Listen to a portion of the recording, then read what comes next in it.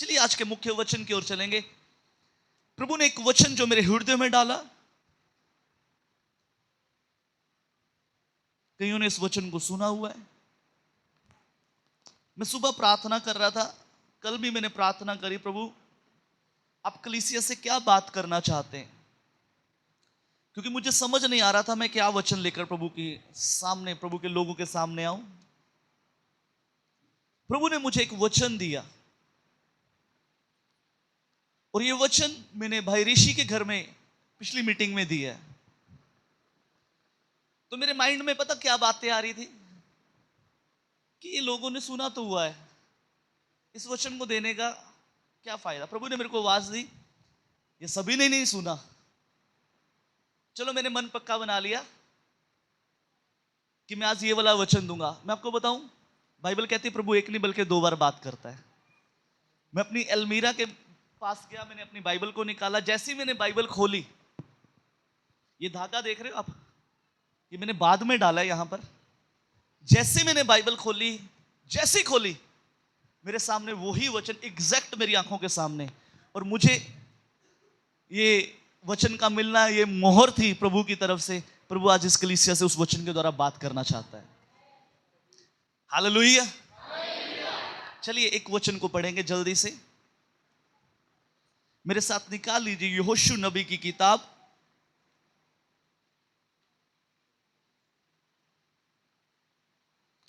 उसका 7 अध्याय।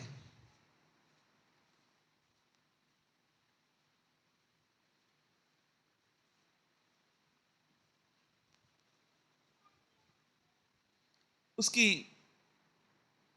10 और 11 आयत को आप पढ़ दीजिए, 12 आयत तक पढ़ दीजिए, माइक में पढ़ दीजिए। यहोवा ने यहोशू से कहा, उठ खड़ा हो जा, तू क्यों इस भांति मुंह के बल पृथ्वी पर पड़ा है। इज़राइलियों ने पाप किया है और जो वाचा मैंने उनसे अपने साथ बंधाई थी उसको उन्होंने तोड़ दिया है। उन्होंने अर्पण की वस्तुओं में से ले लिया, वरन चोरी भी की और छल करके उसको अपने सामान में रख लिया है। इस कारण इज़राइली अपने शत्रुओं के सामने खड़े नहीं रह सकते। वे अपने शत्रुओं को पीठ दिखाते हैं, इसलिए कि वे आप अर्पण की वस्तु बन गए हैं। और यदि तुम अपने मध्य में से अर्पण की वस्तु का सत्यानाश ना कर डालोगे, तो मैं आगे को तुम्हारे संग नहीं रहूंगा। प्रभु का पाक कलाम पढ़े और सुने जाने पर प्रभु की आशीष हो। यहां पर हमने एक बाइबल की आयतों को पढ़ा, बड़े ध्यान से आज के वचन को सुना। जिस किसी ने इस वचन को अपने हृदय में जाने दिया, मैं कहता हूं आज से आपके हालात बदल जाएंगे। जितने जवान यहां पर बैठे हैं, आज आप इस वचन को कान खोलकर सुनना। जितने जवान लड़के यहां पर बैठे हैं, लड़कियां बैठे हैं, बड़े ध्यान से इस वचन को सुनना। जितने हमारे बुजुर्ग, कलीसिया के बुजुर्ग यहां पर बैठे हुए हैं, आज के वचन को बड़े ध्यान से सुनना। जितनी मेरी बहनें बैठी हुई हैं, वचन को बड़े ध्यान से सुनना। जितने मेरे भाई लोग बैठे हैं, वचन को बड़े ध्यान से सुनना। ये वचन आज व्यक्तिगत रीति से आपसे बात करेगा। बाइबल के बीच में हमने इस वाक्य को पढ़ा, यहोवा ने यहोशू से कहा, उठ खड़ा हो जा, तू क्यों इस बाती मुंह के बल पृथ्वी पर पड़ा है। इस्राएलियों ने पाप किया है, जो वाचा मैंने उसके साथ बंधाई थी उसको उन्होंने तोड़ दिया। उन्होंने अर्पण की वस्तुओं में से ले लिया, वरन चोरी भी की और छल करके उसे अपने सामान में रख लिया। इस कारण इस्राएल ने अपने शत्रुओं के सामने खड़े नहीं रह सके। वे अपने शत्रुओं को पीठ दिखाते हैं, इसलिए कि वे आप अर्पण की वस्तुएं बन गए हैं। अर्पण एक छोटा सा शब्द है, एक बड़ा ही छोटा सा शब्द है। अर्पण, अर्पण होता है किसी को सौंप देना, किसी को दे देना, सौंप देना, यानी अपनी कुछ चीजों को किसी को दे देना और उसके बाद आपका अधिकार उस चीज से खत्म हो जाना। और वो चीज, चाहे वो कुछ भी है, वो आपकी अब नहीं है, वो अब उस व्यक्ति की है जिसको आपने अर्पण कर दिए। अगर मैं आसान भाषा में कहूं, किसी व्यक्ति के लिए हमने कुछ समर्पित कर दिया। मैं ये कहूं, ये मेरा फोन मेरा नहीं है, ये परमेश्वर के कामों के लिए है, इसमें जो कुछ होगा प्रभु का काम होगा, तो मुझे उस बात को स्मरण रखना है, अब ये फोन मेरा नहीं है, ये मेरे परमेश्वर का है, ये मेरे प्रभु का है। अर्पण को बता रहा हूं मैं, अर्पण शब्द को बता रहा हूं। और बाइबल कहती है एक समय था जब परमेश्वर इस्राएलियों को मिस्र की गुलामी में से लेकर आया। एक समय था जब मिस्र के देश में से परमेश्वर, मिस्र की गुलामी में से परमेश्वर इस्राएली लोगों को लेकर आया। और बाइबल इस प्रकार से कहती है, इस्राएल के लोग जब मिस्र की गुलामी में से बाहर आए, ध्यान मेरी तरफ रखिए आप, ये वचन बड़ा इंपॉर्टेंट है। जब इस्राएल के लोग मिस्र की गुलामी में से बाहर आए, बाइबल इस प्रकार से कहती है, इस्राएल के लोगों के सामने कई समस्याएं आई। उनमें से एक समस्या थी लाल समुद्र। उनको उन्होंने पार किया, और आगे समस्या आ गई। जब परमेश्वर ने आगे लेके चला, वो चलते गए। एक समय आया, यहोशू इस्राएल का अगुआ बना। परमेश्वर ने यहोशू की अगुवाई के नीचे इस्राएलियों को वहां से आगे मूव किया, और इनके सामने एक समस्या आई, वो थी यरदन नदी। और बाइबल कहती है इन्होंने परमेश्वर की सहायता से उस यरदन नदी को पार कर लिया। उसके बाद इनके सामने एक जो नेक्स्ट हर्डल था, नेक्स्ट समस्या थी, नेक्स्ट रुकावट थी, वो थी यरीहो नगर। और बाइबल कहती है यरीहो नगर उस समय में सबसे सेफेस्ट सिटी था, सबसे सुरक्षित शहर था। वो यरीहो नगर सबसे सुरक्षित था, सबसे सेफ था, व्यापार के लिए सबसे अधिक वो जाना जाता था।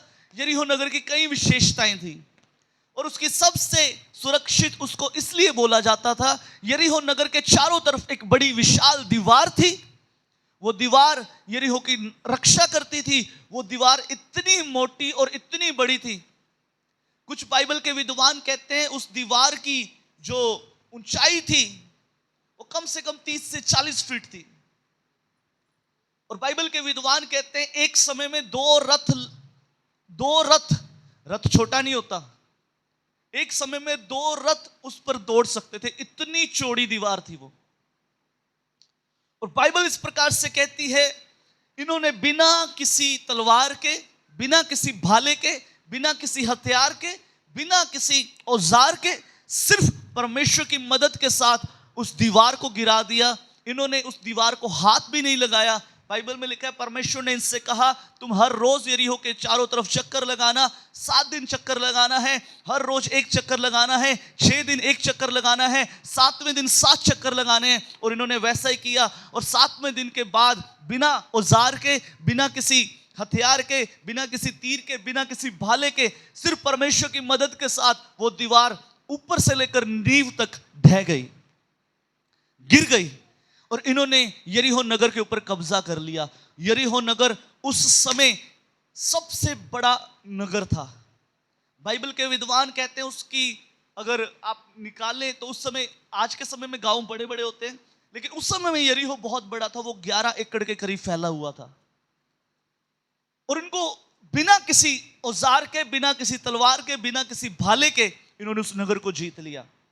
उसके बाद इनके सामने अगला नगर आ गया, ए नगर। कौन सा नगर? आपकी आवाज कम है, जोर से बोलिए। अरे पूरी कलीसिया एक साथ बोले, ए नगर इनके सामने आ गया।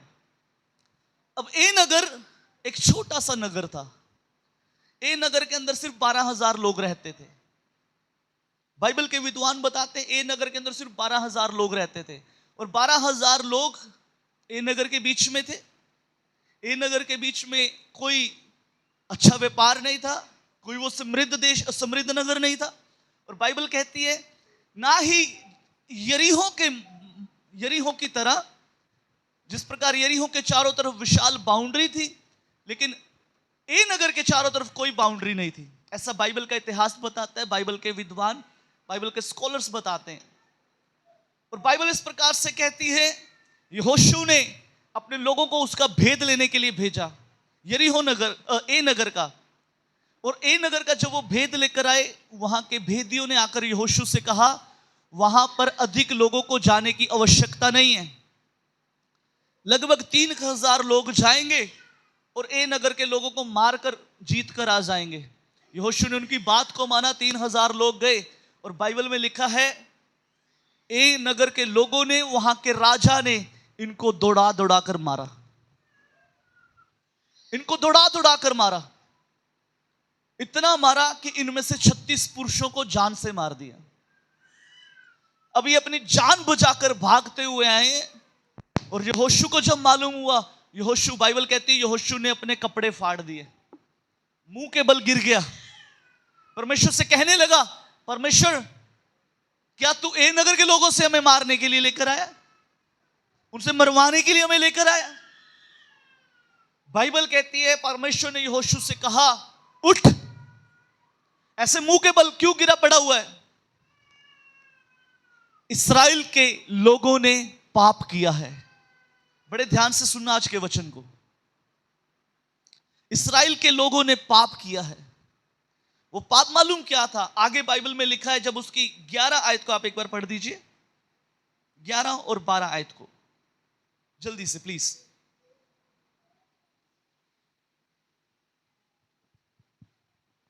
इस्राएलियों ने पाप किया है और जो वाचा मैंने उनसे अपने साथ बंधाई थी, जो वाचा मैंने उनसे अपने साथ बंधाई थी, उसको उन्होंने तोड़ दिया है। बस रुकेंगे एक बार, मैं चाहता हूं इसको थोड़ा सा और हम पीछे से देखें।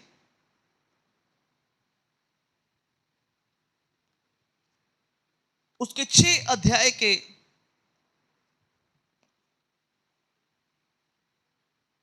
18 आयत को, 17 और 18 आयत को आप पढ़ दीजिए। और नगर और जो कुछ उसमें है यहोवा के लिए अर्पण की वस्तु ठहरेगी। नगर और जो कुछ उसमें है यहोवा के लिए अर्पण की वस्तु ठहरेगी। केवल रहाब वेश्या, केवल रहाब वेश्या और जितने उसके घर में हो, जितने उसके घर में हो, वे जीवित छोड़े जाएंगे। वे जीवित छोड़े जाएंगे, क्योंकि उसने हमारे भेजे हुए दूतों को छिपा रखा था। 18 आयत को ध्यान से पढ़िए। और तुम अर्पण की हुई वस्तुओं से तुम अर्पण की हुई वस्तुओं से सावधानी से अपने आप को अलग रखो। अपने आप को अलग रखना। अब बड़े ध्यान से सुनना है, प्लीज आप आगे देखें, प्लीज आप आगे देखें। बाइबल कहती है, ये लोग जब यरीहो नगर में गए, यरीहो नगर में परमेश्वर ने इनको एक बात कही कि जब तुम यरीहो नगर को जीतो, यरीहो नगर के बीच में जाओ, सिर्फ रहाब वेश्या के परिवार को छोड़कर बाकी सब कुछ तुमने खत्म कर देना है। कोई जानवर, कोई बच्चा, कोई बुजुर्ग, कुछ भी, कोई सोना, कोई चांदी नहीं, कोई भेड़, कोई बकरी नहीं, यहां तक कि एक कपड़ा भी अपने लिए नहीं लेकर आना।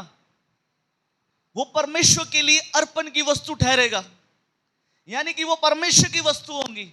जब आप बाइबल को पढ़ते हो, बाइबल के व्यवस्था को पढ़ते हो, बाइबल को पढ़ते हो, बाइबल के पुराने नियम को पढ़ते हो, बाइबल कहती है परमेश्वर ने मूसा को जब व्यवस्था दी, उसने एक खास बात बोली, पहलौठे परमेश्वर के हैं, पहला हिस्सा परमेश्वर का है, पहला हिस्सा परमेश्वर का है। चाहे वो आपकी कमाई हो, कमाई का पहला हिस्सा परमेश्वर का है। आपकी खेत की उपज है, पहला हिस्सा परमेश्वर का है। आपकी पहली कमाई परमेश्वर की है। आपके पहले पलौठे बच्चे परमेश्वर के हैं। हर एक चीज जो पहली है परमेश्वर की है, उसके बाद बाकी सारा तुम्हारा है, उसके बाद बाकी सारा तुम्हारा है। यानी कि दूसरे शब्दों में परमेश्वर से ये कहते हैं, जब तुम यरीहो नगर को जीतो, यरीहो नगर को जीतने में जब आप उनको उस देश के बीच में जाओ, उसको नाश कर देना, उसको पूरी रीति से खत्म कर देना, कुछ भी लेकर नहीं आना, सब कुछ सब कुछ सब कुछ सब कुछ खत्म कर देना, क्योंकि वो परमेश्वर के लिए अर्पण की वस्तु ठहरेंगे। इसीलिए 6 अध्याय में 18 आयत में हमने पढ़ा कि तुम अर्पण की वस्तुओं के विषय में सावधान रहना, अपने आप को अर्पण की वस्तुओं से अलग रखना। ध्यान से सुनना आज के वचन को, अपने आप को अर्पण की वस्तुओं से अलग रखना है। अपने आप को अर्पण की वस्तुओं से अलग रखना, सावधानी बरतनी है। लेकिन एक व्यक्ति, मैं जल्दी जल्दी बता देता हूं, जिसका नाम अकान था। 7 अध्याय में आप पढ़ते हैं, उसकी हेडिंग को पढ़ लेना, अकान का पाप लिखा हुआ है वहां पर। बाइबल में लिखा है, अकान ने जब वो यरीहो नगर में गया, वहां से कुछ कुछ चीजों को चुरा लिया। बाइबल कहती है इसने शिनार देश का एक ओढ़ना, 200 शकेल चांदी, सोने की ईंट इसने चुरा ली। किसी को नहीं मालूम, किसी को नहीं मालूम, ध्यान से सुनिएगा, किसी को भी नहीं मालूम, किसी को नहीं मालूम सिवाय अकान के। किसी को नहीं मालूम सिवाय अकान के। और हुआ मालूम क्या हुआ? पता क्या? ये लोग ए नगर में गए, वहां से पीठ दिखाकर भागे। ये लोग मारे गए, इनमें से 36 लोग मर गए। और यहोशू मुंह के बल गिरा पड़ा है, परमेश्वर से पूछता है, वाई, क्यों? कारण। मेरे प्रियो, हम भी बहुत बार अपने जीवन के अंदर परमेश्वर से कुछ कारणों को पूछते हैं। परमेश्वर क्या कारण है ये असफलता मेरे जीवन के अंदर है? परमेश्वर क्या कारण है हमारे बच्चे आज्ञाकारी नहीं है? परमेश्वर क्या कारण है हमारे घर में पैसे की दिक्कतें हैं? परमेश्वर क्या कारण है हमारे काम सेट नहीं होते? परमेश्वर क्या कारण है हम जिस भी काम में हाथ लगाते हैं थोड़े समय चलता है उसके बाद फेल हो जाता है? कारण, कारण। आज हम उस कारण को पकड़ेंगे, आज हम उस कारण को पकड़ेंगे। एक बड़ा गंभीर कारण है। मैं चाहता हूं कलीसियाओं में इस कारण को बताया जाए। इस कलीसिया के अंदर इस कारण को बताना अनिवार्य है, ताकि हम मुंह के बल गिरे ना रहे। कुछ चीजों के लिए प्रार्थना बहुत जरूरी है, हर चीज के लिए प्रार्थना जरूरी है, लेकिन कुछ चीजों के लिए कुछ चीजों को खोजना पड़ता है। जब आप प्रार्थना करते हैं, परमेश्वर उस छुपी हुई चीजों को आपके ऊपर प्रकट करता है। कारण, यहोशू बाइबल में लिखा है, पूरा दिन उस वाचा के संदूक के सामने मुंह के बल गिरा पड़ा रहा, परमेश्वर से कारण पूछने के लिए। आज हमारे कामों में देरी है तो क्यों है? आज हमारे कामों में रुकावटें हैं तो क्यों है? आज क्यों हमारे बने बनाए काम खराब हो जाते हैं? क्यों हमारे जीवन के अंदर अचनचेत एक बीमारी आ जाती है? क्यों हमारा पैसा आज डॉक्टरों के पास जाता है? क्यों हमारे जीवन के अंदर वो आशीषें नहीं है जो एक मसीह के जीवन में होनी चाहिए? कारण। आज हम उस कारण को ढूंढेंगे। बाइबल में लिखा है, परमेश्वर ने यहोशू से कहा, उठ। क्यों मुंह के बल गिरा पड़ा है? इस्राएलियों ने पाप किया है। इस्राएल के लोगों ने पाप किया है। वो पाप मालूम क्या था? वो पाप ये था, एक व्यक्ति था अकान, जिसने अर्पण की गई वस्तुओं में से कुछ कुछ चुरा लिया। जिसने अर्पण की गई वस्तुओं में से कुछ कुछ चुरा लिया। जिसने अर्पण की गई वस्तुओं में से कुछ अपने लिए छुपा कर रख लिया। मैं आपको बताऊं, प्लीज आप इन बच्चों को प्लीज थोड़ा सा बिठाएं। यहां पर प्रभु की उपस्थिति है। मैं चाहता हूं कि आज का वचन आपके जीवनों के अंदर काम करे, ताकि आपके हालात बदलें। अर्पण की वस्तुओं को इन्होंने इस्तेमाल में लाया। इन्होंने अर्पण की वस्तुओं में से ले लिया, वरन चोरी भी की, छल करके उसको अपने सामान में रख लिया। इस कारण इस्राएली अपने शत्रुओं के सामने खड़े नहीं रह सके। वे अपने शत्रुओं को पीठ दिखाते हैं, इसलिए कि वे आप अर्पण की वस्तुएं बन गए। बड़ी गंभीर बात है। लिखा है, इस्राएली आप अर्पण की वस्तुएं बन गए हैं। इस्राएली लोग आप अर्पण की वस्तुएं बन गए हैं। मालूम, अर्पण शब्द का अर्थ है समर्पण। अर्पण शब्द, जब आप रायरी बाइबल को पढ़ते हो, मैंने कई बार चर्च के अंदर बताया, जब आप रायरी बाइबल को पढ़ते हो, रायरी बाइबल के अंदर अर्पण शब्द को हिब्रू में ट्रांसलेट किया। हिब्रू में अर्पण शब्द का अर्थ है हारेम। हरेम का अर्थ है परमेश्वर की संपत्ति। ध्यान से सुनना, मैं दोबारा बोलता हूं। हिब्रू के अंदर जब आप इब्रानी भाषा को पढ़ते हो, अर्पण, हिब्रू के अंदर अर्पण को हरेम बोला जाता है। हरेम का अर्थ है परमेश्वर की संपत्ति। परमेश्वर की संपत्ति, परमेश्वर की संपत्ति। मालूम, मैं आज आपको बताना चाहता हूं, इस्राएली लोग क्यों हार का मुंह देख रहे हैं? इस्राएल के लोग क्यों हार रहे हैं? इस्राएल के लोगों ने क्यों पीठ दिखाई है? क्या कारण है? एक बड़े देश से जीत गए, एक छोटे से नगर से हार गए। ये वही इस्राएली लोग हैं जिन्होंने परमेश्वर की सामर्थ्य के द्वारा लाल समुद्र को दो भाग होते हुए देखा है। ये वही यहोशू है जिन्होंने यरदन नदी के अंदर पैर रखा है, यरदन उल्टी बहनी शुरू हो गई। बाइबल कहती है, यरदन तुझे क्या हुआ कि तू उल्टी बही? आज इससे पहले ये जीत रहे हैं, आज ये हार का सामना क्यों कर रहे हैं? आज ये क्यों हार रहे हैं? आज इनको हार का सामना क्यों करना पड़ रहा है? मालूम क्यों? क्योंकि इन्होंने अर्पण की वस्तुओं में से कुछ कुछ ले लिया, वरन चोरी भी की है।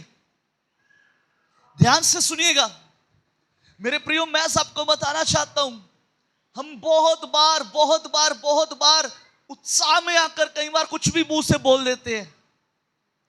उत्साह में आकर, बाइबल में लिखा है, जब तू बोले तो तेरे वचन थोड़े ही हो। स्मरण रख, परमेश्वर आसमान पर है कि तू पृथ्वी पर है, तेरे शब्द थोड़े ही हो।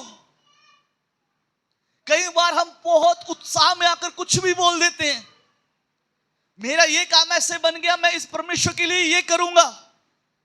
मेरा काम ये ऐसे हो गया, मैं परमेश्वर के लिए ये कर दूंगा।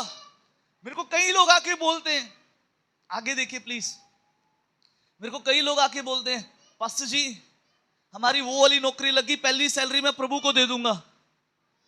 लेकिन उसके बाद नौकरी लग जाती, वो लोग नहीं दिखते। कारण मैं आपको बताऊं, यदि आपने अपने मुंह से कुछ निकाल दिया, पहलौठे प्रभु के हैं। सबसे पहले हम पहलौठों की बात करते हैं। आपके बच्चे, मेरे को बहुत सारे पेरेंट्स आके बोलते हैं, पास्टर जी हमारे बच्चों के लिए प्रार्थना करो, हमारे बच्चे आज्ञाकारी नहीं है। अरे सुनिए, मैं आपसे कहना चाहता हूं, हमें इसके नियम को समझना पड़ेगा। हमें इसके नियम को समझना पड़ेगा। यदि प्रभु ने आपको बच्चे दिए, आपके पहलौठे आपके नहीं है, आपके पहलौठे परमेश्वर के हैं। बाइबल में लिखा है, रायरी बाइबल के अंदर हमने पढ़ा है, अर्पण का अर्थ है हरेम।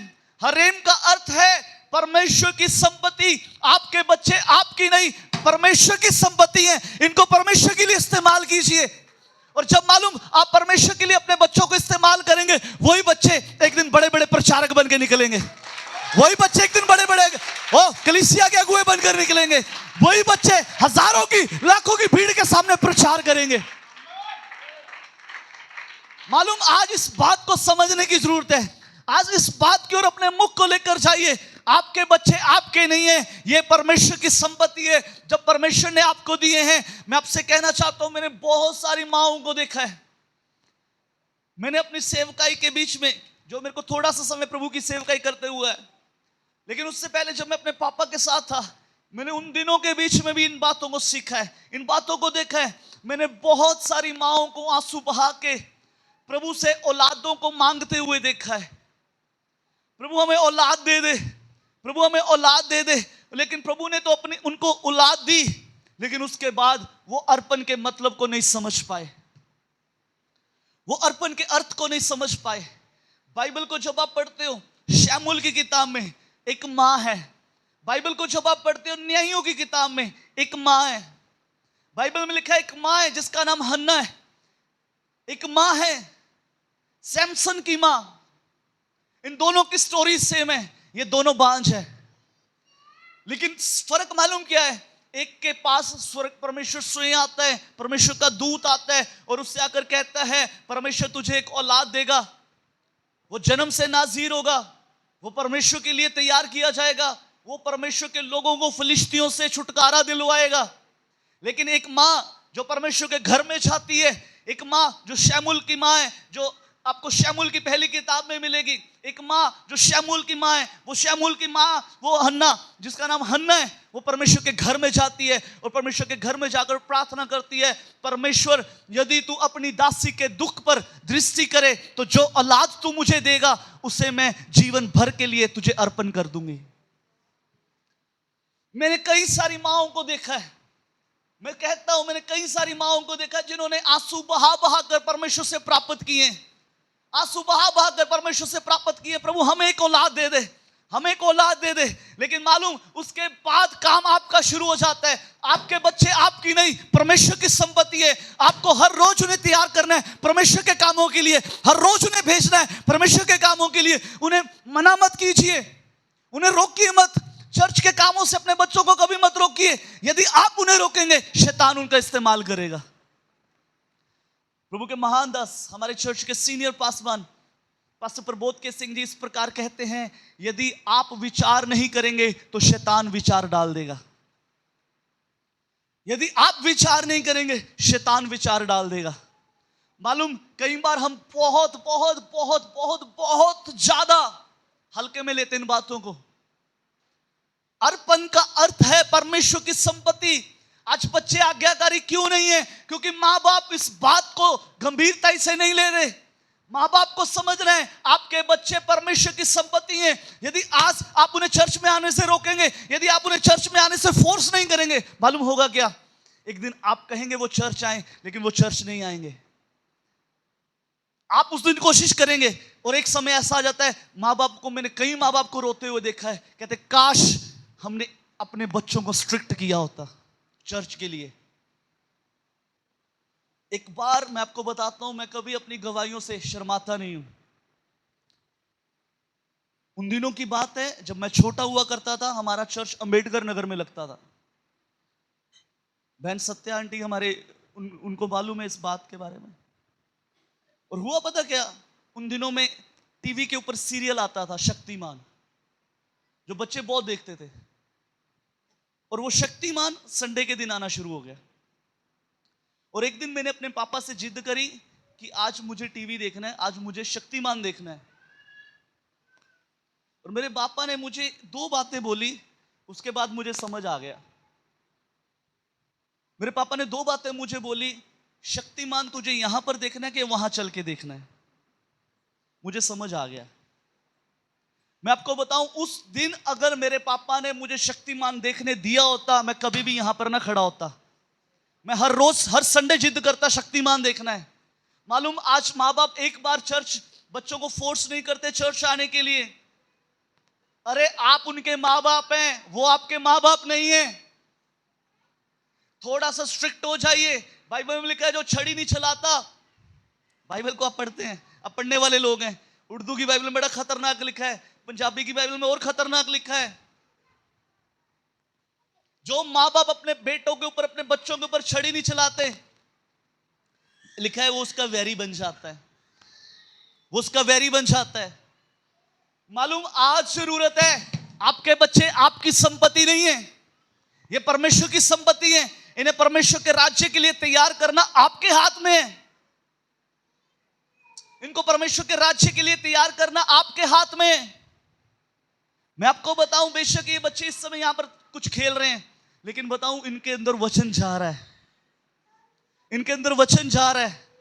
कई बार मैंने देखा है बच्चों को वो खेलते खेलते वचन की बातें बोलते हैं। कैसे? क्योंकि कुछ तो अंदर जा रहा है। और मालूम जब थोड़ा थोड़ा भी जाएगा, थोड़ा थोड़ा जाएगा, वो एक दिन उछलने लगेगा, एक दिन कटोरा भर जाएगा। और जिस दिन कटोरा भर गया, जिस दिन वो उछलने लगा, मालूम वो कईयों की प्यास को बुझा देगा, कईयों की प्यास को बुझा देगा, वो कईयों की प्यास को बुझाएगा। लेकिन आज आपको काम करना है, आज आपको अपने बच्चों को चर्च में लेकर आना है। मालूम क्यों? क्योंकि आपके बच्चे आपकी संपत्ति नहीं है, आपके बच्चे आपके प्रभु की संपत्ति हैं। आज क्यों पेरेंट्स को औंधे मुंह गिरना पड़ता है? आज क्यों पेरेंट्स को प्रभु के सामने जाके औंधे मुंह गिरना पड़ता है? सुनिए, मैं आज आपसे एक बात कहना चाहता हूं। हर रोज अपने बच्चों के लिए प्रार्थना करें, हर रोज उनके सर पे हाथ रख रख के प्रार्थना करें, हर रोज गंभीर हो जाए अपने बच्चों के लिए, बार बार उनके लिए प्रार्थना करें। हफ्ते में एक उपवास कम से कम अपने बच्चों के लिए, अपने परिवार के लिए रख लें। उसका कारण है, उसका कारण है, उसका कारण मालूम क्या है? वो कारण मालूम क्या है? जब आप उपवास अपने बच्चों के लिए रखेंगे, दुष्ट की, अंधकार की कोई भी ताकत आपके बच्चों को छू नहीं पाएगी। वो उनको गलत दिशाओं में नहीं लेकर जाएगी। इससे पहले बाद में रोया जाए, आज प्रभु के हजूरी में रो लिया जाए अपने बच्चों के लिए। बाइबल में लिखा है, जब यीशु मसीह उनको सलीब पर चढ़ाया गया, जिस रास्ते से वो जा रहे हैं, जिस रास्ते से यीशु मसीह जाते हैं, उस रास्ते पर कुछ बहनें मिलती हैं, जो बहनें रो रही हैं, जो बहनें रो रही हैं यीशु को देखकर। यीशु ने एक बात कई वर्ष पहले, कई साल पहले, कई 100 साल पहले बोल दी। मालूम क्या? मेरे लिए मत रो, अपने और अपने बच्चों के लिए रो। मालूम क्या कहना चाहते हैं यीशु मसीह? एक समय ऐसा आने वाला है जब परमेश्वर खुद बताते हैं, इस समय बाइबल बताती है, एक समय ऐसे आने वाला है, एक समय इस पृथ्वी पर ऐसी हाहाकार मचने वाली है। आज से अपने बच्चों के लिए रोना शुरू कीजिए। हर रोज रोइए, हर रोज प्रार्थना कीजिए, हर रोज उठ उठ के प्रार्थना कीजिए। रात को उठ जाओ, आपकी नींद खुल जाए, अपने बच्चों के सर के ऊपर हाथ रख के प्रार्थना करें। मैं आपसे कहना चाहता हूं, उनको खुदा की प्रोटेक्शन के नीचे ले आए। एक बात याद रखिए, आपके बच्चे परमेश्वर की संपत्ति हैं, वो आपकी संपत्ति नहीं है, उसके ऊपर आपका अधिकार नहीं है। अपने बच्चों के लिए प्रार्थना करें, रोए रोए रोए रोए, हर रोज रोए, हर रोज रो रो कर प्रार्थना करें, प्रभु कुछ भी हो जाए हमारे बच्चों को अपने लिए तैयार कर। क्योंकि आप जिस दिन रोएंगे, सुनिए मैं आपसे कहना चाहता हूं, आप प्रभु की हजूरी में रोएंगे, परमेश्वर आपको कभी किसी के सामने रोने नहीं देगा। वो आपको कभी किसी के सामने रोने नहीं देगा, वो आपको किसी के सामने रोने नहीं देगा। अगर आज आप प्रभु की हजूरी में अपने बच्चों के लिए रोएंगे, सुनिए मैं आपसे कहना चाहता हूं, आज जो आंसू आप प्रभु की हजूरी में बहाएंगे, मालूम होगा, मालूम क्या? परमेश्वर आपको अपने बच्चों के प्रति कभी दुख के आंसू बहाने नहीं देगा।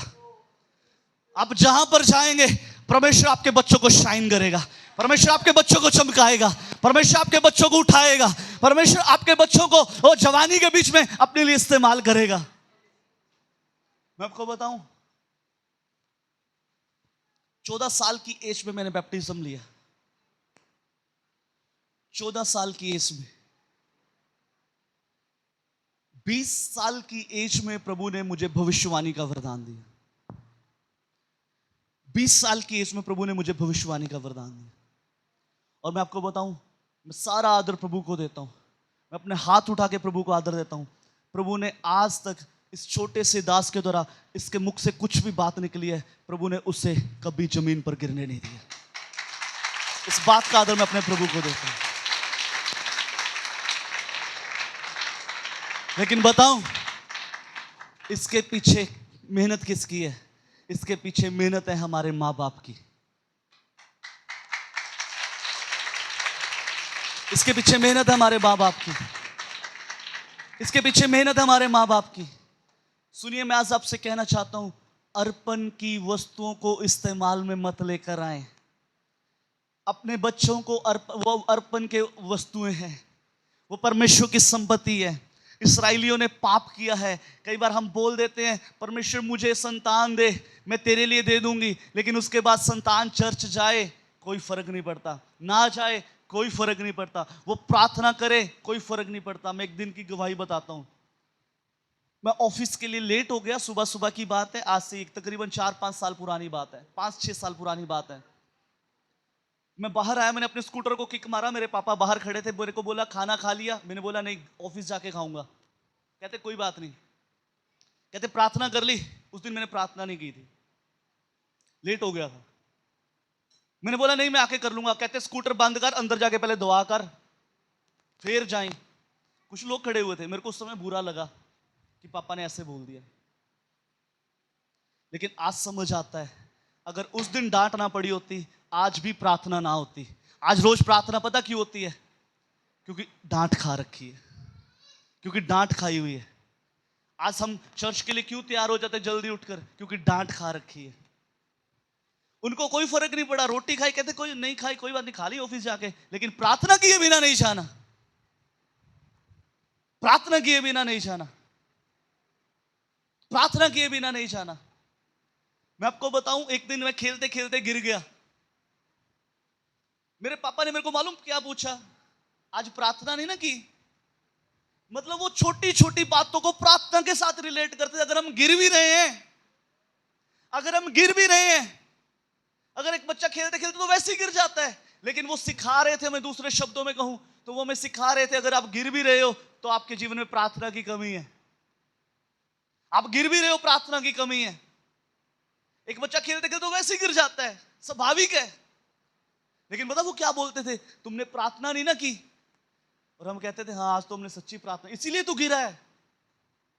मैं आपको बताऊं, आज मेरे प्रियो हमें जांचने की जरूरत है। जितने पेरेंट्स सुन लीजिए कान खोलकर, आज आपको जरूरत है, अपने बच्चों के प्रति चौकस होने के लिए। गंभीर हो जाएं,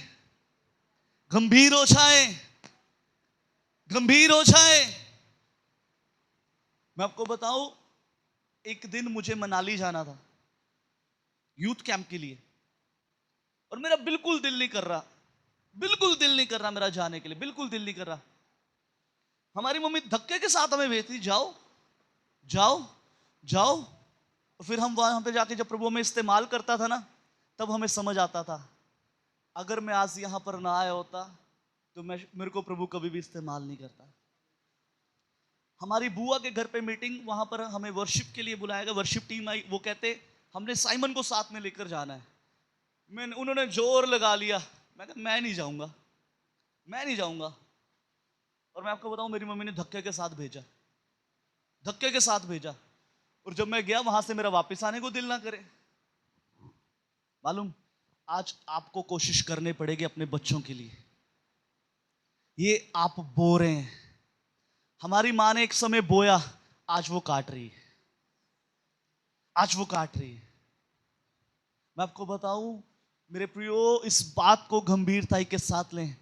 कुछ भी हो जाए, आपका काम का नुकसान हो जाए, कोई बात नहीं, अपने कोशिश कीजिए अपने बच्चों को चर्च छोड़ के जाइए। चर्च छोड़ के जाइए, यूथ मीटिंग में छोड़ के जाइए। आप अगर आज आप नहीं करेंगे, अगर आप आज एफर्ट नहीं करेंगे, अगर आज आप बोएंगे नहीं तो काटेंगे कैसे? इस्राएल ने पाप किया है, उन्होंने अर्पण की वस्तुओं का इस्तेमाल किया है, इसलिए वो स्वयं अर्पण की वस्तुएं बन गए। आज शैतान हमारे बच्चों को पता क्यों यूज कर रहा है? आज वो हमारे बच्चे अर्पण की वस्तुएं बने हैं। कारण, हम अर्पण की वस्तुएं कब बन जाते हैं, हमारे बच्चे अर्पण की वस्तुएं कब बन जाते हैं? जब हम उन्हें अर्पण की वस्तुएं बनाकर भूल जाते हैं। बड़ा गंभीर होने की जरूरत है। आज हमारे काम असफल क्यों हैं? आज जिन कामों में हम हाथ लगाते हैं वो काम असफल क्यों हैं? मत कहिए अपने मुंह से, किसी ने आपके ऊपर तलवार नहीं रखी। मत अपने मुंह से कहिए परमेश्वर ये करेगा तो मैं प्रभु के घर के लिए ये करूंगा, प्रभु के घर के लिए ये करूंगी। हम बोल देते हैं लेकिन हम भूल जाते हैं। बोल देते हैं, जब करने की बारी आती है हम भूल जाते हैं। मालूम, फिर वही पैसा, हमारा कमाया हुआ पैसा, वो कहीं और जाता है। फिर डॉक्टरों के पास जाता है, केसों में जाता है, वकीलों के पास जाता है। क्यों? क्योंकि हम भूल गए, हमने अर्पण की वस्तुओं का इस्तेमाल कर लिया। सुनिए, बाइबल कहती है इस्राएली स्वयं अर्पण की वस्तु बन गए। वही इस्राएली जिनके सामने कोई टिक नहीं पाता था, आज वो पीठ दिखाकर क्यों भाग रहे हैं? आज उनमें से 36 लोग क्यों मारे गए? कारण, क्योंकि उन्होंने अर्पण की वस्तुओं का इस्तेमाल किया है। मालूम, मैं आपको बताना चाहता हूं, आप प्रभु आपको आशीष दे, बहुत अच्छी बात है। लेकिन अपने शब्दों को जब आप कुछ कह देते हैं, बाइबल में लिखा है यदि तुम मन्नत मानकर उसे पूरा नहीं करता तुम पाप करते हो। इसीलिए लिखा है इस्राएलियों ने पाप किया है। आज चेक कीजिए आपने क्या प्रभु से वाचा बांधी है। चेक कीजिए आपने प्रभु से क्या क्या बोल रखा है। चेक कीजिए आपने क्या क्या कहा हुआ है, मैं प्रभु के घर के लिए ये करूंगा, मैं प्रभु के घर के लिए वो करूंगा। अगर कहा है तो उसे पूरा कीजिए। अर्पण की वस्तु मत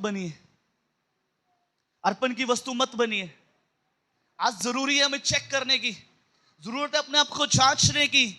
औंधे मुंह गिरे रहने से कुछ नहीं होगा, आपको जड़ पकड़नी होगी। औंधे मुंह गिरे रहने से यहोशू, परमेश्वर कहता है यहोशू तू क्यों मुंह के बल गिरा पड़ा हुआ है? उठ, इस्राएलियों ने पाप किया है। खड़ा हो जा, इस्राएलियों ने पाप किया है। इस्राएलियों ने पाप किया है। मेरे प्रियो, कुछ भी कहकर मुंह से उसे भूल मत जाइए। बाइबल में लिखा है, जब तू कुछ कहे तेरे शब्द थोड़े हो। तुझे स्मरण रखना है कि तू पृथ्वी पर है, परमेश्वर आकाश पे, आसमान में है। हम बहुत बार बोल देते, पास्टर जी ऐसा होगा तो हम ऐसा करेंगे, हमारे काम हो जाते हैं, लेकिन हम भूल जाते हैं। मेरे प्रियो, इस कलीसिया का पासवान होने के नाते मेरा फर्ज है, मेरी ड्यूटी है आपको सिखाना। अपने आप को अर्पण की वस्तुएं मत बनाएं। अपने आप को अर्पण की वस्तुएं मत बनाएं। आपका टाइथ आपका नहीं है, वो परमेश्वर का है। आपका दशवांश आपका नहीं है, आपका दशवांश परमेश्वर का है। हम अर्पण की वस्तुएं स्वयं बन जाते हैं। ऐसा नहीं है कि परमेश्वर हमें देता नहीं है, परमेश्वर देता है, लेकिन हम नहीं देते। हम नहीं देते। हम नहीं देते। और मालूम होता क्या है, बाइबल में लिखा है, अगर हम अपना दशवांश नहीं देते, हम उसे छेद वाली थैली में डालते हैं। आज चेक करो आपकी थैली में छेद क्यों है। आज चेक करने की जरूरत है, हमारी थैली के अंदर छेद है। पैसा आता है, जाता कहां पर है। मेरे से कई लोग सवाल करते हैं, कई लोग सवाल करते हैं मेरे से। मैं आपको बताऊं, इन 3.5 साल, ये चौथा साल चल रहा है सेवकाई के बीच में, और मैं आपको बताता हूं, मैंने कई लोगों ने मुझसे सवाल किए, लोगों के मुंह से मैंने सुना है, पास्टर जी हम कमाते तो हैं, लेकिन जाता कहां पर है हमें नहीं मालूम। मालूम कहां जा रहा है? हमारी थैली के अंदर छेद हो रखा है। हमारी थैली के अंदर छेद हो रखा है। आपका टाइथ आपका नहीं है। चाहे तंगी हो, चाहे कुछ हो, आपका टाइथ आपका नहीं है। आप ईमानदारी से प्रभु को टाइथ दें। मैं आपसे कहना चाहता हूं, बाइबल में लिखा है, अपने परमेश्वर यहोवा की परीक्षा ना कर। लेकिन टाइथ के मामले में परमेश्वर स्वयं कहते हैं, ऐसा करके मुझे परख कर देखो, क्या मैं आसमान के झरोखे खोलकर अपरंपार बरकत की बारिश करता हूं कि नहीं करता।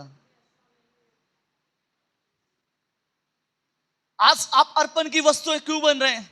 आज क्यों पैसा डॉक्टरों के पास जाता है? क्यों पैसा वकीलों के पास जाता है? क्यों पैसा आता है वो खत्म हो जाता है? कारण क्या है? क्यों एट द एंड, मंथ के एंड तक हमारे पर्सेस खाली होते हैं, हमारे वॉलेट खाली होते हैं? कारण, क्योंकि हमने अर्पण की वस्तुओं का इस्तेमाल किया है। हम अर्पण की वस्तुओं को इस्तेमाल में ले आते हैं। आपसे किसी ने आपके सिर के ऊपर तलवार नहीं रखी कि आप अपने मुंह से कुछ कहें, पास्टर जी हमारा ये काम हो जाए, हम ऐसा करेंगे। किसी ने तलवार नहीं रखी। किसी ने तलवार नहीं रखी। अपने आप को पाप में मत फंसाएं। जब आप बोले आपके वचन थोड़े ही हो। मैं आपसे कहना चाहता हूं, आपका टाइथ आपका नहीं है, आपका दशवांश आपका नहीं है। बाइबल कहती है, बाइबल का नियम है, यदि आप बाइबल के नियम से बाहर जाके कुछ करेंगे, हो सकता है थोड़े समय कुछ ना हो, लेकिन एक समय ऐसा आएगा जब हमें समस्याओं का सामना करना पड़ेगा। एक समय ऐसा आ जाएगा जब हमें समस्याओं के बीच में से होकर जाना पड़ेगा। आज जरूरत है मेरे भाइयों, मेरी बहनों, हमें चेक करने की जरूरत है। आप ईमानदारी के साथ अपने परमेश्वर के साथ एक ईमानदारी का रिश्ता रखें। आप वफादार हो जाइए, ईमानदार रहिए परमेश्वर के साथ। अर्पण की वस्तुओं का इस्तेमाल स्वयं मत करें। अर्पण की वस्तुएं अपने लिए इस्तेमाल मत करें। आपका टाइथ आपके इस्तेमाल करने के लिए नहीं है, वो परमेश्वर के घर में पहुंचाने के लिए है। उसे प्रभु के घर में पहुंचाए ईमानदारी के साथ। कई बार मालूम क्या होता है, मान लीजिए मैं काम करता हूं, मेरी वाइफ काम करती है, मेरी मां काम करती है, मेरी बहन काम करती है। सुनना ध्यान से, आज मैं आपको कारण बताऊंगा। हम टाइथ कितने देते हैं, काम कितने करने वाले? 1 2 3 4, उदाहरण दे रहा हूं। लेकिन टाइथ कौन देता है? सिर्फ एक व्यक्ति। टाइथ कितने जने दे रहे हैं? अब अपने आप से सवाल कीजिए, क्या आप प्रभु के साथ ईमानदार हैं?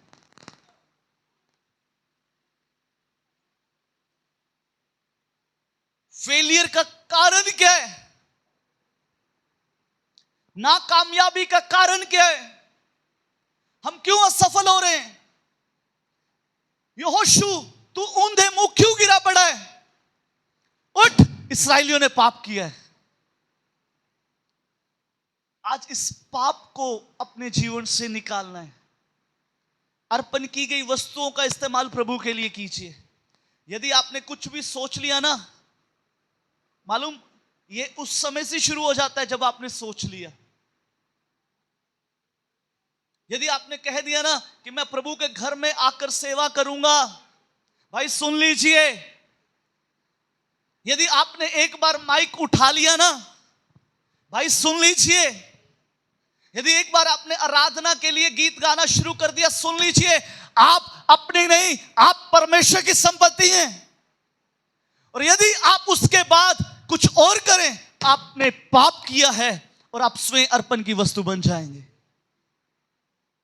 आप स्वयं अर्पण की वस्तु बन जाएंगे। मालूम, कई बार एक व्यक्ति की गलती के कारण पूरा घराना दिक्कत में आ जाता है।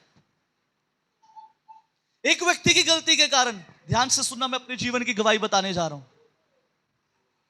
ध्यान से सुनना। बाइबल में लिखा है अकान ने पाप किया है। पूरे इस्राएल में से एक व्यक्ति ने पाप किया था। ध्यान से सुनना अपने कान खोलकर, यह गवाही आपसे बात करेगी, यह गवाही आपसे बात करेगी। मैं आपको बताऊं, अपनी गलतियों से हमें सीखना चाहिए। जब परमेश्वर ने हमें आशीष दी, ध्यान से सुनिएगा, जब परमेश्वर ने हमें ब्लेसिंग दी जोयना की, और जब मेरी वाइफ की डिलीवरी होने वाली थी,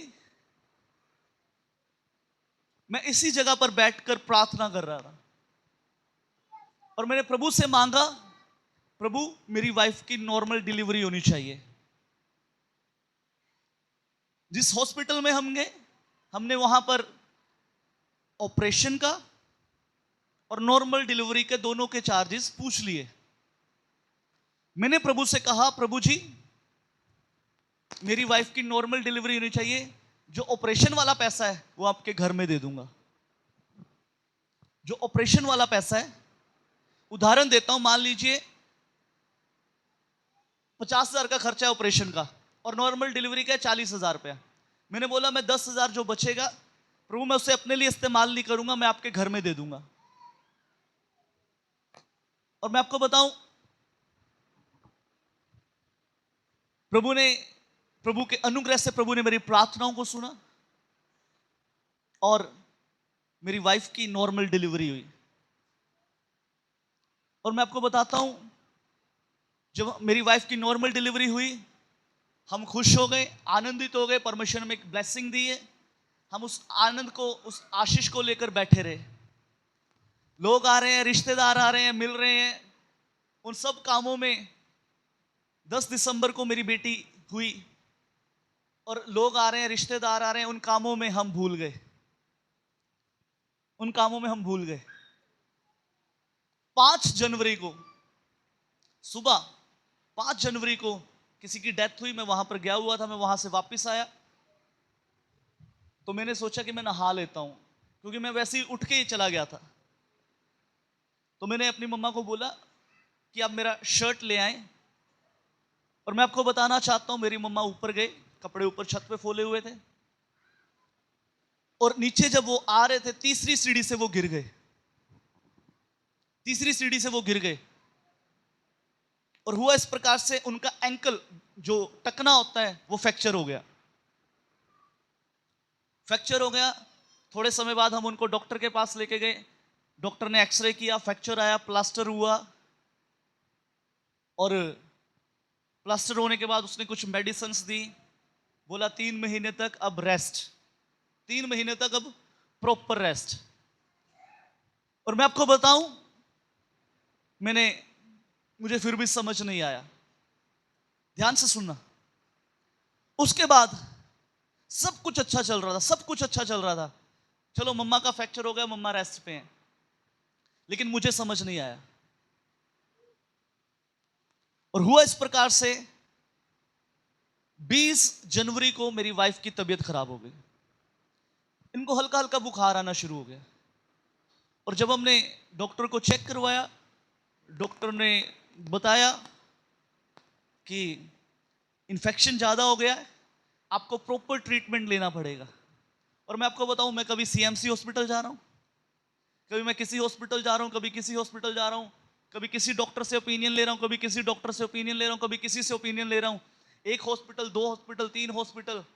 और मैं आपको बताना चाहता हूं, जब हम एक बार डॉक्टर के पास जाते थे, एक सिंगल सिटिंग के अंदर जो ट्रीटमेंट हम लेते थे, सिंगल सिटिंग के अंदर हमारा 5 से 7 हजार रुपया खर्चा आता था एक बार में। और हमने 10 से 15 सिटिंग ली है। और मैं आपको बताता हूं, हर बार हमें कुछ समझ ही नहीं आ रहा, कुछ समझ नहीं आ रहा, कुछ समझ नहीं आ रहा। आफ्टर ऑल मुझे मेरी वाइफ को एडमिट करवाना पड़ा। और जब हमने एडमिट करवाया, पहली बार में, जो बाकी खर्चा निकाल दो, पहली बार में एडमिट करवाने का हमारे ऊपर 50 से 70 हजार रुपया खर्चा आ गया। हम 5 से 6 दिन हॉस्पिटल रहकर आए, हम घर आ गए, हमने लिखा सब कुछ ठीक हो गया। सिर्फ 3 दिन के लिए, हम 3 दिन के लिए आई थिंक घर आए थे, 3 दिन के लिए घर आए और चौथे दिन फिर से मेरी वाइफ को एडमिट करवाना पड़ा। उसके बाद फिर से हम 5 दिन तक हॉस्पिटल के अंदर रहे और फिर 5 दिन के अंदर जो हमने ट्रीटमेंट लिया, उसमें हमारा खर्चा फिर से 70 से 80 हजार रुपया खर्चा आ गया। भाई सुनील उस समय हमें तीनों टाइम खाना पहुंचाने आया करते थे। मैं आपको बताना चाहता हूं, मैं बहुत परेशान हो गया, बहुत परेशान हो गया। एक दिन रात को हॉस्पिटल में प्रभु ने मुझसे बात करी और जब मैं पूरी तरह से टूट गया, पूरी तरह से परेशान हो गया ना, मैंने प्रभु से पूछा, प्रभु क्या गलती हुई है? प्रभु ऐसी कौन सी गलती मेरे से हो गई? हमें समझ ही नहीं आ रहा हम खुश हों या निराश हों। मैं आपको बताऊं, हमारी छोटी सी बेटी, माँ बाप को होता है बेटे बच्चों के साथ उस समय एंजॉय करें, खेलें। बेटी हमारी कभी नानी के घर में, कभी हमारे घर में। मैं, प्रिया, मेरी वाइफ, हम पूरा पूरा दिन हॉस्पिटल में, कभी इधर जा रहे हैं, कभी उधर जा रहे हैं, कभी उधर जा रहे हैं। मेरी वाइफ रोने लग जाती थी हॉस्पिटल में रात को, उसको याद कर करके। और एक दिन मेरी वाइफ जब सो गई, मैंने रात को घुटने टेक कर प्रभु के सामने प्रार्थना करी, प्रभु ऐसी क्या गलती हुई है? प्रभु ऐसी कौन सी गलती मैंने की है? हम तो खुश भी नहीं हो पा रहे प्रभु जी। प्रभु ने मुझे याद दिलाया, तूने अर्पण की वस्तुओं का इस्तेमाल किया है। प्रभु ने मुझे याद दिलाया, तूने अर्पण की वस्तुओं का इस्तेमाल किया। मैं आपको बताऊं, मेरी वाइफ सो रही थी, मैंने उसी समय घुटने टेक कर हॉस्पिटल के अंदर प्रार्थना करी। मैं प्रभु की वेदी के ऊपर खड़ा हूं, मैंने प्रभु से क्षमा मांगी, मैंने प्रभु से क्षमा मांगी, मैंने प्रभु से क्षमा मांगी। 26 जनवरी की मीटिंग भाई प्रकाश के घर पे थे।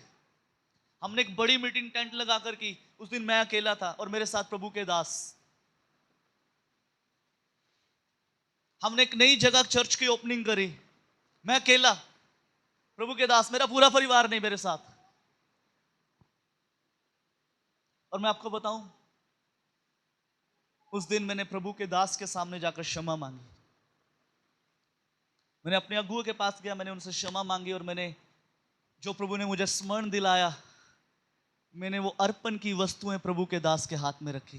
पासी मुझसे गलती हुई है। और मैं आपको बताऊं, जैसे ही मैं वहां से प्रार्थना करवा के वापिस आया, हुआ मालूम क्या? मेरी वाइफ एकदम से ठीक होना शुरू हो गई, एकदम से ठीक होना शुरू हो गई। हर रोज रिकवरी, हर रोज रिकवरी, हर रोज रिकवरी। मेरी वाइफ ने परमेश्वर के सामने टारगेट रखा, प्रभु ईस्टर आने वाला था, गुड फ्राइडे से पहले मैं बिल्कुल ठीक होना चाहती हूँ। गुड फ्राइडे को खड़े होकर मेरी वाइफ ने यहां पर गवाही दी थी।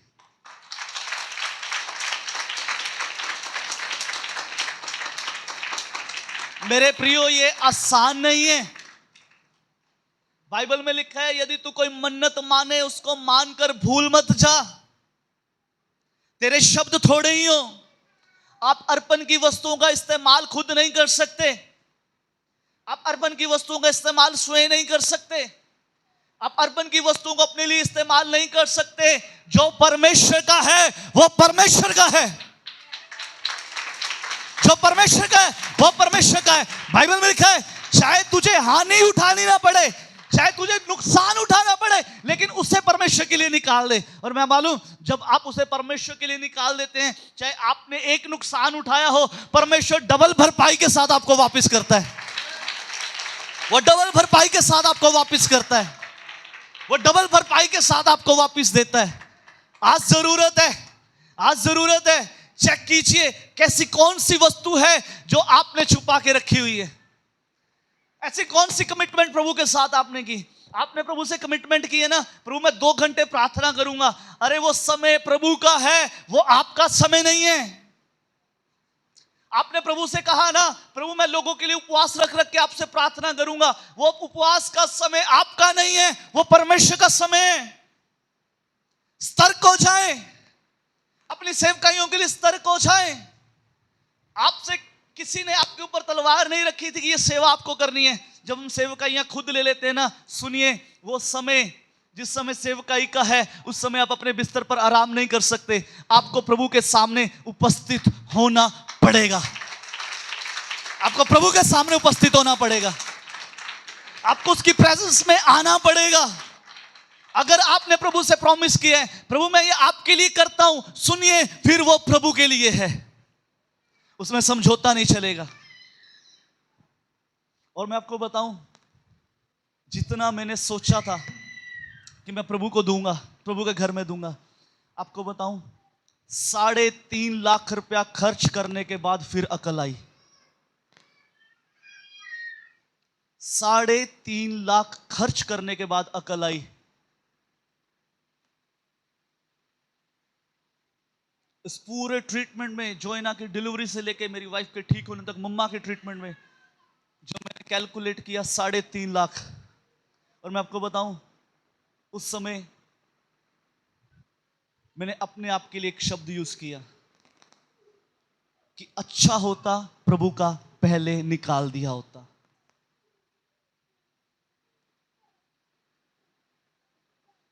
मेरे प्रियो ये आसान नहीं है, हम कुछ भी मुंह से कहकर मुंह करना चाहें, ये आसान नहीं है। कुछ भी कह दिया, बाइबल में लिखा है तू स्मरण रख परमेश्वर आसमान पर है, तू पृथ्वी पर है, तेरे शब्द थोड़े ही हो।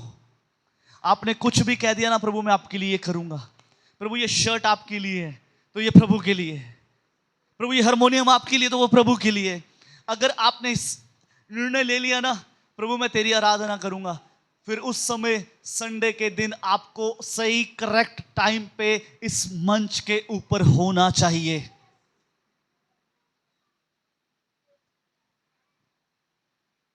उस मंच के ऊपर होना चाहिए, उस मंच के ऊपर आपको होना चाहिए। आपने निर्णय कर लिया ना, प्रभु रात से 12 से 3 प्रार्थना करूंगा, 12 से 3 प्रभु की हजूरी में आपको बैठना चाहिए। आपने निर्णय बना लिया प्रभु दिन में 3 घंटे प्रार्थना करूंगा, 24 घंटे में से 3 घंटे अर्पण के हैं, 24 घंटे में से 3 घंटे अर्पण के लिए हैं, 6 दिन में से 7वां दिन परमेश्वर के लिए है।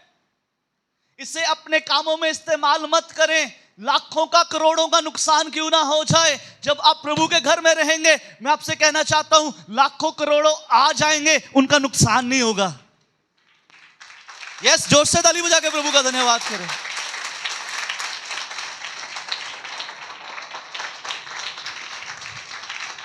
मैं आपको बताना चाहता हूं, आप प्रभु के लिए करेंगे, प्रभु उससे अधिक तैयार बैठा है आपके लिए करने के लिए। प्रभु आपसे ज्यादा आपके लिए करने के लिए तैयार है, आपसे ज्यादा आपके लिए करने के लिए तैयार है। आप एक डिसीजन प्रभु में लेते हैं ना, मालूम सद्रक मेसक अबदगो ने एक डिसीजन लिया, उनका नुकसान नहीं हो पाया, परमेश्वर स्वयं आग के भट्टे में उतर आया, परमेश्वर स्वयं आग के भट्टे में उतर आया। आज सद्रक मेसक अबदगो को मालूम हो गया ये शरीर पवित्र आत्मा का मंदिर है, ये किसी और के सामने झुक नहीं सकता, ये फिल्मी गानों के ऊपर डांस नहीं कर सकता, ये झूठ नहीं बोल सकता, ये चुगली नहीं कर सकता, ये प्रभु के टाइट को चोरी नहीं कर सकता, ये प्रभु के समय को चोरी नहीं कर सकता, क्योंकि ये परमेश्वर का मंदिर है। अगर ये पवित्र आत्मा का मंदिर है, यानी कि पवित्र आत्मा इसमें वास करता है, फिर मेरी नहीं चलेगी, फिर पवित्र आत्मा की चलेगी। फिर मेरी मर्जी नहीं चलेगी, फिर पवित्र आत्मा की मर्जी चलेगी। फिर इस पे फिल्मी गाने नहीं चल सकते, फिर ये मंदिर फिल्मी गानों के ऊपर डांस नहीं कर सकता।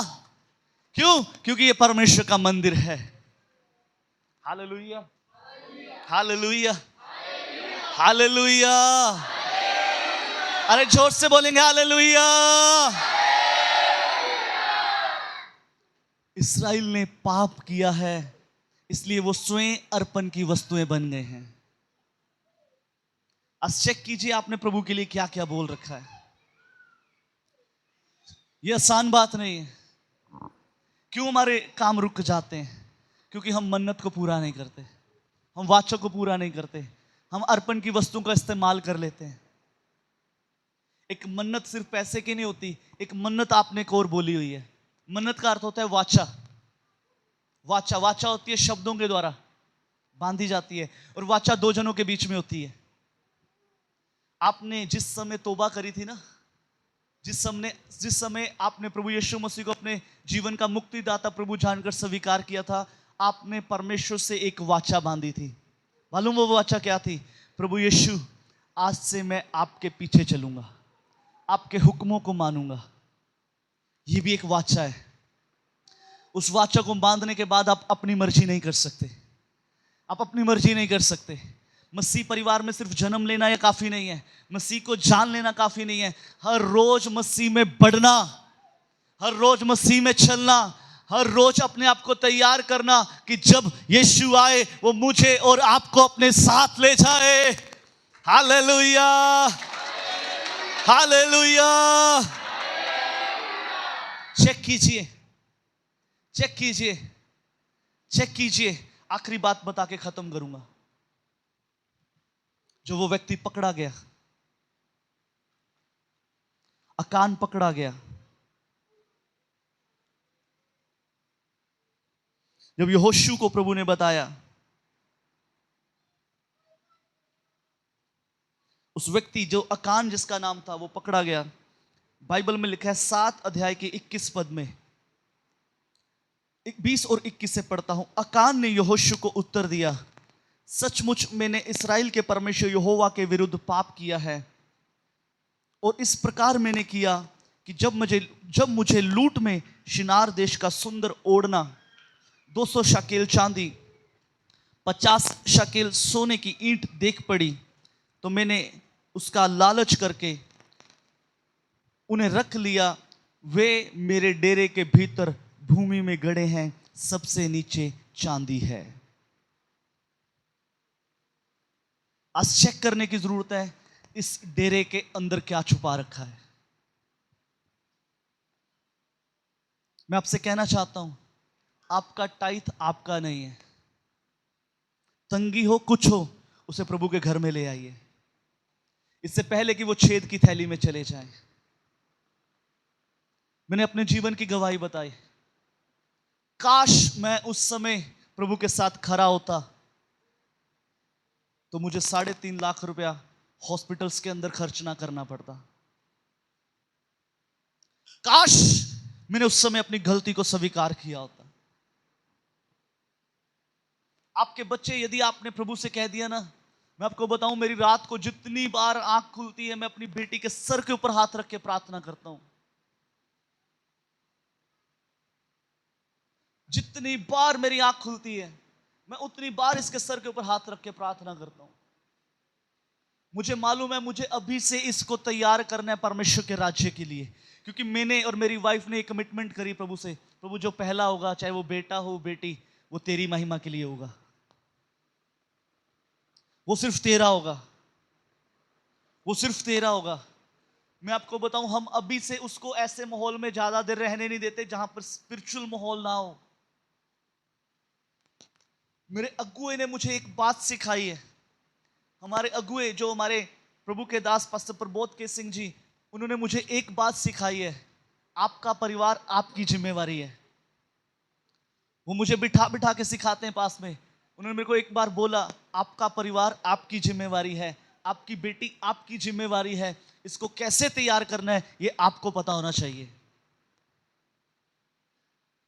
मैं आपको बताऊं, प्रयोग गंभीर हो जाएं, इससे पहले कि हम स्वयं अर्पण की वस्तुएं बन जाएं, इससे पहले कि जो हम जमा कर रहे हैं वो किसी और गलत जगह चला जाए, अगर आपने प्रभु से कमिटमेंट करी है, उसे प्रभु के घर में ले आए।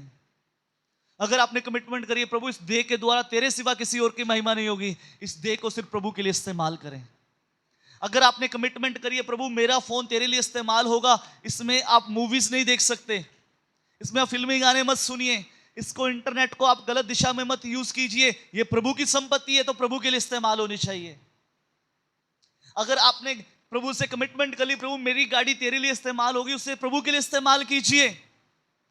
अगर आपने कमिटमेंट कर ली, प्रभु मेरा घर तेरा घर होगा, मेरा घर प्रार्थना का घर कहलाएगा, तो आपका घर प्रार्थना के लिए हमेशा खुला रहना चाहिए, आपका घर प्रार्थना के लिए हमेशा होना चाहिए। इस्राएल ने पाप किया है, उन्होंने अर्पण की वस्तुओं को रख लिया है, वरन चोरी भी की है, इसलिए वो स्वयं अर्पण की वस्तुएं बन गए। आज कारण यही है, हमारे असफल होने का, हमारे गिरने का, हमारे निराश होने का, हमारे औंधे मुंह पड़े रहने का, हमारे बने बनाए काम खराब होने का सबसे बड़ा कारण यह है। हमारे बच्चों के अनाज्ञाकारी हमारे बच्चे हो जाते हैं, उसकी अनाज्ञाकारिता का सबसे बड़ा कारण यह है, हमने अर्पण की वस्तुओं का इस्तेमाल किया है। इससे पहले कि हम स्वयं अर्पण की वस्तुएं बन जाएं, हमें प्रभु के सामने आना है और प्रभु से कहना है, हाँ प्रभु गलती हुई है तो उसे स्वीकार कीजिए। बाइबल कहती है, जो अपना अपराध मानता है और छोड़ देता है उसके ऊपर दया की जाती है, लेकिन जो उसे छुपाए रखता है उसका कार्य कभी सफल नहीं होता। मेरे प्रिय, इस संदेश को खत्म करने से पहले आज चेक कीजिए आपके डेरे में क्या छिपा हुआ है। चेक कीजिए इस डेरे के अंदर आपने क्या छिपा रखा है। चेक कीजिए इस डेरे के अंदर ऐसी कौन सी चीज है जो छुपी हुई है। चेक कीजिए इस डेरे के अंदर ऐसा क्या छुपा हुआ है। चेक कीजिए इस डेरे के अंदर ऐसी कौन सी बात है जो छुपी हुई है। आज उसको निकालिए। मैं कहता हूं, मैं दोबारा कहता हूं, हमारा परमेश्वर अभी का परमेश्वर है। हमारा परमेश्वर तुरंत का परमेश्वर है, वो अभी का परमेश्वर है। अभी से हालात बदलेंगे, अभी से परिस्थितियां बदलेंगी, अभी से परिवारों के हालात बदलेंगे, अभी से चेंज आएगा, अभी से एक बड़ा परिवर्तन, अभी से एक बड़ा बहाली, अभी से एक बड़ा, आप बड़ी बड़ी गवाहियों को अभी से अपने जीवन में सुनेंगे। लेकिन आज आपको चेक करना है इस डेरे के अंदर क्या छिपा हुआ है। चेक कीजिए, चेक कीजिए इस डेरे के अंदर क्या छिपा हुआ है। अपनी आंखों को बंद करें, चेक कीजिए ऐसी कौन सा वादा आपने प्रभु के साथ किया है जिसमें शायद अभी तक हम खराई में नहीं है। चेक कीजिए।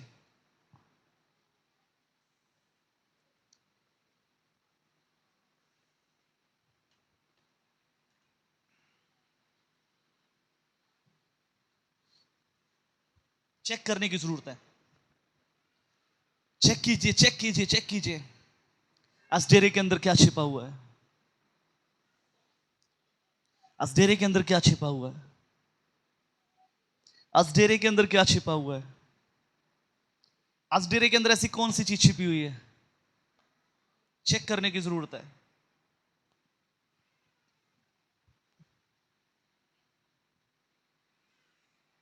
ऐसी कौन सी बात, ऐसा कौन सा वायदा आपने प्रभु के साथ किया है। कौन सी वाचा आपने प्रभु के साथ बांधी हुई है। आज चेक करने की जरूरत है। आइए थोड़ा समय मुंह खोल के प्रार्थना करें, अपनी आवाजों को बुलंद करें।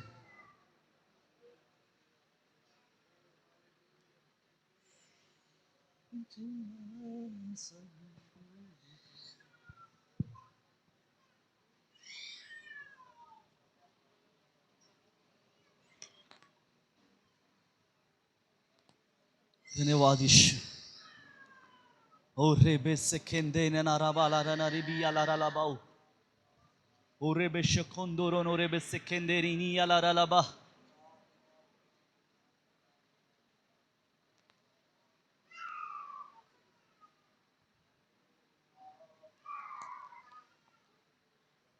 Hallelujah, hallelujah, hallelujah, hallelujah. राबा सखंदरा नरे बेशकेरिया।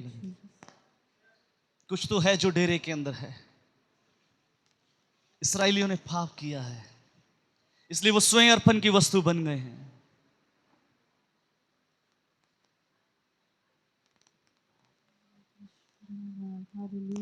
आज चेक कीजिए आपने प्रभु से क्या वाचा बांधी है। चेक करें आपने प्रभु से कौन सा वायदा ऐसा किया हुआ है, शायद जिसे पूरा करने में अभी तक असफल रहे हैं। Praise God, praise you Jesus, we glorify your name। प्रभु मैं इस समय प्रार्थना करता हूं प्रभु जी आपके लोगों के लिए पिता परमेश्वर। प्रभु हम नहीं चाहते कि हम अर्पण की वस्तुएं बने। हमने जो अर्पण के लिए ठहराया प्रभु हम उससे आपको दें प्रभु जी। प्रभु आज हमें स्मरण करा कि हमने क्या डेरे के अंदर छिपा रखा है। प्रभु आज से हम प्रभु जी हताश ना हो, निराश ना हो, हम हार का सामना ना करें, हम विपत्तियों से भागे नहीं बल्कि विपत्तियों का सामना करते हुए उनके ऊपर जय पाए प्रभु जी। प्रभु आज मैं विनती करता हूं प्रभु जी, आज प्रभु हमें जांचने की समझ दे प्रभु जी, आज हमें चेक करने की समझ दे प्रभु जी, आज हमें प्रभु समझ दे, हमारी आत्मिक आंखों को खोल दे प्रभु जी, कि प्रभु हम तुझे देख सकें, तेरी व्यवस्था की बातों को सीख सकें, तेरी व्यवस्था को देख सकें, हम प्रभु आपको देख सकें प्रभु जी। और प्रभु हम आपको निहारते हुए पिता परमेश्वर आप में आगे बढ़ते जाएं प्रभु जी। प्रभु मैं विनती करता हूं इस समय आज आपकी उपस्थिति के द्वारा प्रभु जो हमने सीखा है प्रभु जी, प्रभु जो मैंने भी सीखा है पिता परमेश्वर, हम प्रभु आज उसे खुदावंद अपने जीवन के अंदर प्रभु जी इंप्लीमेंट करें प्रभु। और आज के बाद प्रभु हम कभी हताश ना हो, कभी निराश ना हो, कभी हम समस्याओं को ना देखें प्रभु जी, बल्कि हम जिस क्षेत्र में पैर रखें प्रभु जी वो यरीहो की तरह वो हमारा हो जाए, ए नगर की तरह वो हमारा हो जाए, यरदन नदी 2 भाग हो जाए और लाल समुंदर 2 भाग हो जाए। आज से प्रभु हम जहां जहां पैर रखें खुदावन, आज से कलीसिया जहां जहां पैर रखे प्रभु जी रास्ता अपने आप बनता जाए यीशु के नाम से। प्रभु आज से प्रभु इनके लिए बड़े बड़े अद्भुत द्वार खोल प्रभु। आज ये अपने अर्पण की वस्तुओं को आप तक पहुंचाएं खुदावन खुदा। प्रभु जो कुछ अर्पण का है प्रभु, चाहे वो इनका समय है, चाहे वो इनका पैसा है, चाहे वो इनके बच्चे हैं, चाहे वो इनका प्रभु जी कुछ भी है जो इन्होंने अर्पण के लिए ठान रखा है प्रभु आज वो आपको दे दें प्रभु जी। प्रभु आज से ये कलीसिया प्रभु बढ़ने पाए प्रभु जी, ये कलीसिया आपके प्रेम में आगे बढ़ने पाए, ये कलीसिया आपके प्रभु वचनों में आगे बढ़ने पाए प्रभु जी, ये आपके साथ एक रिश्ते में आगे बढ़ने पाए पिता परमेश्वर। सब बातों में सारा आदर महिमा जलाल आपको देते हैं, यीशु नाम से ये प्रार्थना मांगते हैं और पा लेते हैं। आमीन आमीन आमीन।